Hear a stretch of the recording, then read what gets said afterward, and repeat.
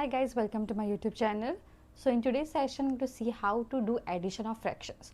Okay, so in the previous video I have already taught you all how to do addition of fractions if my denominator is same and if my denominator is not the same. Okay, so you all can check out my previous video. Okay, so in today's session we will talk about how to do addition of these type of fraction. Okay, so coming to this first problem. Okay, so you all can see the question which is given to you is what? 8 plus 2 upon 7. Okay, so now you all are wondering like, okay fine, this is my fraction which is having a numerator and denominator. Now what about this? Is 8 a fraction? It is in a form of a fraction. Okay, so here 8 is in my numerator. Okay, there is nothing there in my denominator. So if there is nothing in my denominator, what you have to do? We have to assume that my denominator is consisting of number 1. Okay, so what I meant was, okay, so again make a habit of writing the question again as a part of your answer.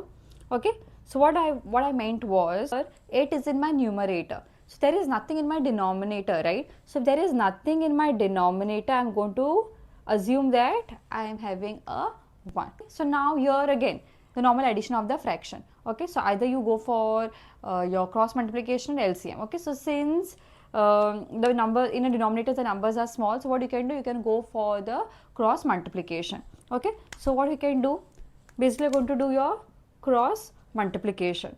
Okay, so it is 8 into 7, whatever sign is there, that same thing you're going to write. Okay, next is 2 into 1, and in my denominator you're going to multiply both the number, which is 1 into 7. So let's check what we are getting. 8 sevens are 56, plus will come as it is, 2 ones are 2 and 7 ones are 7. Okay, so now add 56 plus 2 is how much? It is 58 upon 7. Okay, so now check, it does 58 and 7 comes in one table? It does not come, which means what? This is my final answer. Okay, so this is how you need to do addition of fraction if my denominator is not given. So if the denominator is not given, what you're going to do? You're going to put 1 in place of the denominator. Okay, I hope this is clear to you all. Okay, so we'll see one more problem. So same way, make a habit of copying the question again as a part of your answer. So again, what did I say?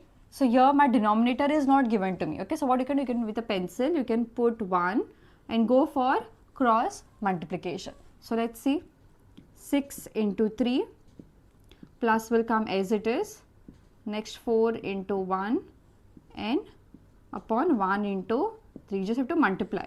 So what are we getting? 6 3s are 18 plus 4 1s are 4 and 3 1s are 3. So what is the answer? 18 plus 4 is what? It is 22 upon 3. This is how you need to solve the addition of fraction if my denominators are not given to you. I hope this is clear to you.